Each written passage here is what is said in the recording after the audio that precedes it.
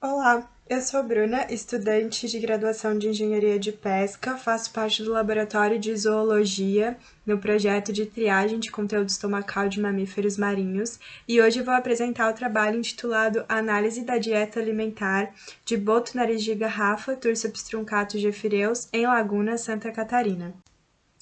Então, para dar uma breve contextualizada sobre a espécie em questão do trabalho, o Tursops truncatus ele é conhecido popularmente como boto nariz de garrafa e é uma espécie abundante de pequeno cetáceo da família Delphinidae e ele é um dos golfinhos mais populares aqui na nossa região, principalmente devido à cooperação com a pesca artesanal.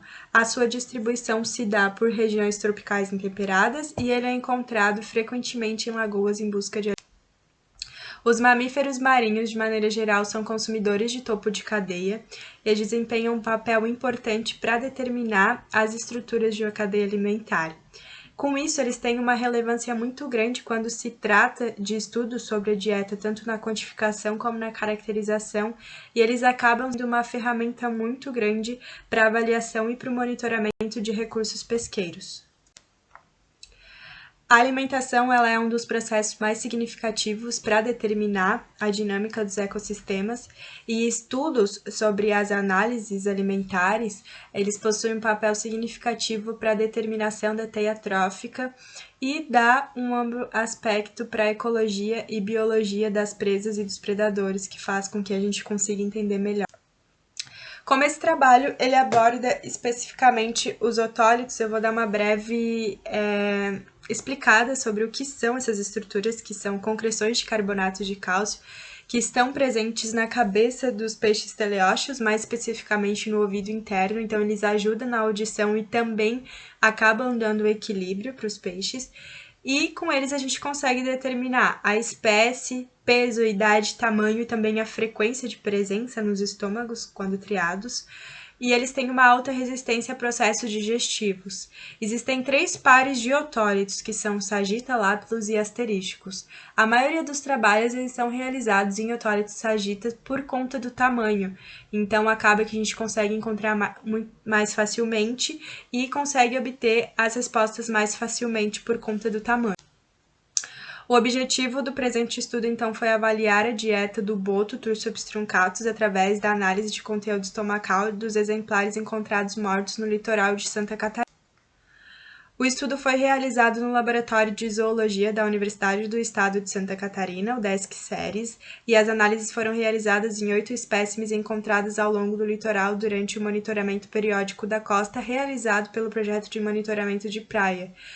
As análises dos conteúdos dessas espécimes encontradas foram datadas de outubro de 2017 e agosto de 2020 e os exemplares foram identificados pela equipe do PMP e posteriormente passaram pela necrópsia.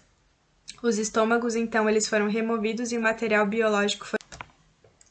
Os estômagos foram seccionados e o conteúdo lavado com água corrente em peneiras de 2 malhas, 0,5 a 2 milímetros, justamente porque tendo mais de uma malha, a gente não acaba perdendo conteúdos muito pequenos. Existem algumas estruturas, até mesmo os otólitos podem ser muito pequenos, até difíceis de observar a olho nu, e tendo mais de uma malha faz com que a gente não perca esses conteúdos.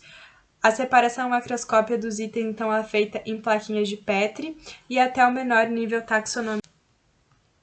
Itens inteiros e fragmentos foram armazenados em álcool 70 e os otólitos foram lavados com álcool 70 e armazenados a secos, porque se armazenados em algum líquido, eles podem acabar perdendo as informações com o passar do tempo. Não foi presente nesse estudo os bicos de cefalópodes, entretanto, quando presentes, eles são armazenados em uma solução de álcool 70 e glicerina 1:1.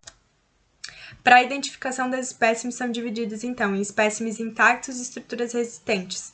Os peixes inteiros, eles são considerados espécimes intactos, quando presentes, eles são identificados através de características morfológicas externas.